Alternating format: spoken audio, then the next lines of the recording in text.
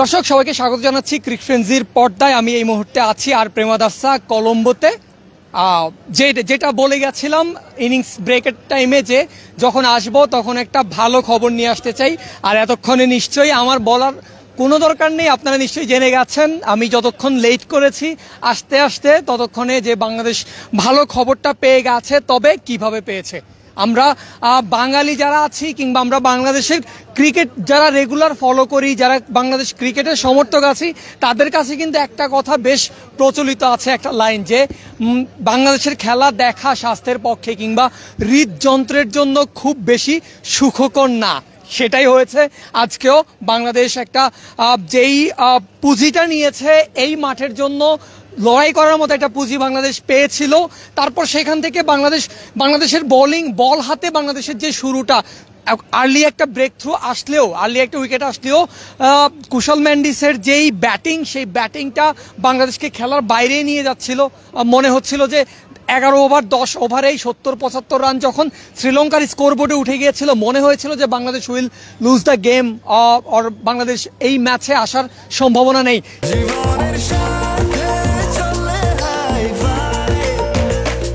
স্বাস্থ্যকর all time honeycomb, সব সময় অল টাইম হেলদি লাইফ। সেখান থেকে যেই কামব্যাকটা বাংলাদেশ করেছে, সেখান থেকে বাংলাদেশের যেরকম ব্যাটিং, যেরকম বোলিং প্রদর্শনী আমরা দেখেছি, এক কথায় অসাধারণ। সবচেয়ে বড় কথা, স্পেশালি যদি মেনশন করতে হয় তাহলে মেনশন করতে হবে শামীম পাটোয়ারির নাম। ষষ্ঠ বোলার হিসেবে এসেছেন। অনেকে হয়তো এতক্ষণে আমাকে বকাবকি শুরু করেছেন, আমি তানভীরের নাম কেন বলছি না, আমি বলছি দর্শক, তবে শামীম পাটোয়ারির নাম আলাদা করে বলছি কারণ ষষ্ঠ বোলার হিসেবে তিনি এসেছেন বোলিং প্রান্তে। আর এসে যেভাবে ট্যাকেল করেছেন, টানা 9 ওভার, 17 ওভার থেকে শুরু করে টানা 9 ওভার তিনি বোলিং করেছেন, অর্থাৎ 18 ওভার, দলের 18 ওভার পর্যন্ত তিনি বোলিং করেছেন। আর সেই বোলিংটাই বাংলাদেশকে অনেক ক্ষেত্রে অনেক দিক এগিয়ে দিয়েছে। যদিও উইকেট তিনি সেভাবে পাননি, তবে উইকেট পাওয়ার কাজটা আরেক প্রান্ত থেকে ঠিকঠাকই করে নিয়েছে তানভীর ইসলাম। তার জীবনের সেকেন্ড ওডিআই আজকে খেলেছেন, আর সেকেন্ড ওডিআইতেই নিজের ক্যারিয়ারের প্রথম ফাইপারটা তিনি তুলে নিয়েছেন, যেটার জন্য অবশ্যই যে কোনো বোলারেরই ড্রিম থাকে। সেই তার ফাইপারে বাংলাদেশ ম্যাচ জিতেছে, বাংলাদেশ এসেছে। কি বলে, এক্সাইটমেন্টে আমার মুখ দিয়ে কথা বেরোচ্ছে না। বাংলাদেশ সিরিজে এসেছে। সবচেয়ে ইম্পর্টেন্ট যে ব্যাপারটা ছিল, দরকার ছিল যে বাংলাদেশের সিরিজে আসা, বাংলাদেশ সিরিজে আসবে। এই ম্যাচটা যদি না জিততো, এই ম্যাচটা জয়ের কোনো বিকল্প ছিল না বাংলাদেশের সিরিজে আসার জন্য। দর্শক, 16 রানের বাংলাদেশের জয়। তারপর যেটা বলছিলাম যে যেই কামব্যাকটা বাংলাদেশ বল হাতে দেখিয়েছে, তারপর ওই যে কথায় বলে না, হৃদযন্ত্রের জন্য, হৃদয়ের জন্য বাংলাদেশের খেলাটা খুব একটা সুখকর না। কারণ হচ্ছে এরপরেই